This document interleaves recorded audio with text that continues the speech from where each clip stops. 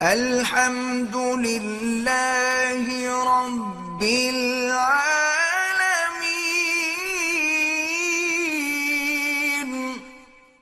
میں نے ایک بیان کیا تھا، اس پہ شارٹ کلپ لازمی بنا دینا۔ میں نے ایک بیان کیا تھا، کسی نے مجھ سے سوال پوچھا کہ میری ایک گرل فرینڈ تھی، اس سے بچہ پیدا ہو گیا، پھر میں نے اس گرل فرینڈ سے شادی کر لی، تو کیا وہ بچہ میرا کہلائے گا؟ اس کا میں نے جواب دیا تھا نہیں، کیونکہ وہ زنا سے پیدا ہوا ہے، لہذا وہ بچہ بغیر باپ کے کہلائے گا۔ بے شک اس لڑکی سے آپ نے بعد میں شادی کر لی ہو، شادی کے بعد جو بچہ پیدا ہوگا وہ حلال ہی ہے، نکاح سے پہلے جو پیدا ہوا وہ حلال نہیں ہے، تو آپ اس کے باپ نہیں ہو، چاہے بے شک آپ نے اس گرل فرینڈ سے بعد میں شادی کر لی ہو۔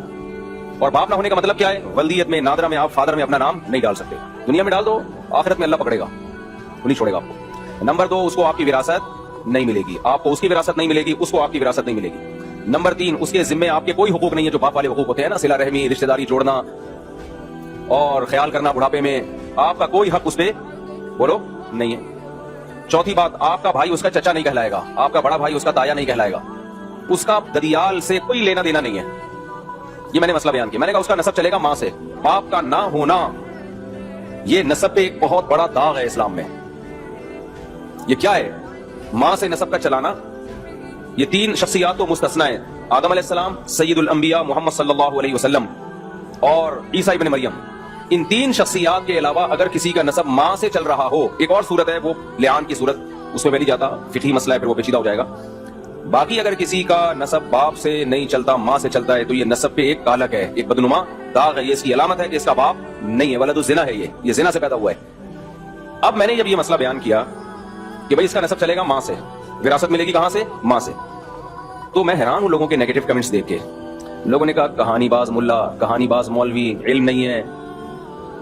میں حیران ہوں، اسلام کی بیسک چیزوں کو بھی لوگوں نے بھلانا شروع کر دیا ہے اب، اسلام کی بنیادی چیزوں کو بھی۔ حلال بچے میں، حرام بچے میں زمین آسمان کا فرق ہے بھائی۔ لوگ کہتے ہیں اس بچے کا کیا قصور ہے، تو ہم اس بچے کو گنہگار نہیں کہہ رہے، ہم اس بچے کو جہنمی نہیں کہہ رہے، اس کا واقعتاً کوئی قصور نہیں ہے، لیکن اس باپ کا تو قصور ہے نا، جو میڈیکلی تو باپ ہے، شرعی باپ نہیں ہے، اس کا تو قصور ہے، اس نے زنا کیوں کیا، لہذا تم سے اس کا کوئی نسب نہیں چلے گا، تم اس کو اپنے کھاتے میں نہیں ڈال سکتے۔ یہ وہ بچہ ہے جس کا کوئی باپ نہیں ہے۔ انگریز تو مانتے ہیں باپ ہے، اسلام کہتا ہے اس کو اسلام باپ نہیں مانتا، باپ وہی ہوتا ہے جو حلال کا ہو، اسلام نہیں مانتا اس کو باپ۔ زانی کے پانی سے جو بچہ پیدا ہو اس کی نسبت اسلام میں زانی کی طرف نہیں ہوتی، اسلام میں خاندان کا ہونا، نسب کا ہونا، یہ بہت بڑی حیثیت ہے، اس کی بہت بڑی ویلیو ہے، اور یہ نکاح سے وجود میں آتا ہے، زنا سے وجود میں نہیں آتا۔